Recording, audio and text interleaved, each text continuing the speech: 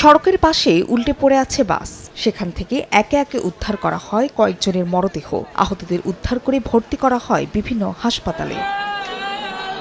মঙ্গলবার সকালে গোপালগঞ্জের মুকসুদপুর থেকে যাত্রী নিয়ে হাইডেক্স নামে একটি বাস ফরিদপুর যাচ্ছিল। পথে ফরিদপুর বরিশাল মহাসড়কের পাখুন্ডা এলাকায় পৌঁছালে নিয়ন্ত্রণ হারিয়ে বিদ্যুতের খুঁটির সঙ্গে ধাক্কা লেগে রাস্তার পাশের খাদে উল্টে পড়ে যায় বাসটি। এতে প্রাণ হারান বাবা ছেলে সহ বেশ কয়েকজন। এরা বেপরোয়াভাবে বাউলি থেকে এরা আরেকটা খাম্বার সাথে মারি দিচ্ছে। এমন অবস্থায় মারছে মানে একবারে খাম্বার অর্ধেক ভিতরে ঢুকে গেছে। কিছু ড্রাইভার লাইসেন্স ছাড়া এরা নিয়ন্ত্রণ ছাড়া গাড়ি চালায়। অতিরিক্ত গতি এবং ওভারটেক করার চেষ্টাই দুর্ঘটনার কারণ হতে পারে বলে ধারণা পুলিশের। আমরা অনুমান করছি যে এটা ওভারটেক করতে গিয়ে সে ডান পাশে রং সাইডে চলে আসছে এবং সাথে সাথে এটাও অনুমান করছি তার গতিবেগটা অনেক বেশি ছিল।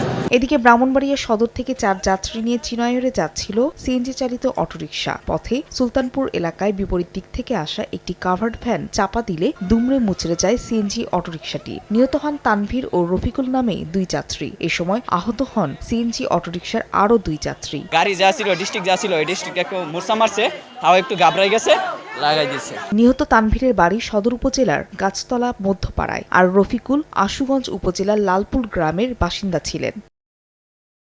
ফাহরিয়া ফারজানা, সময় সংবাদ।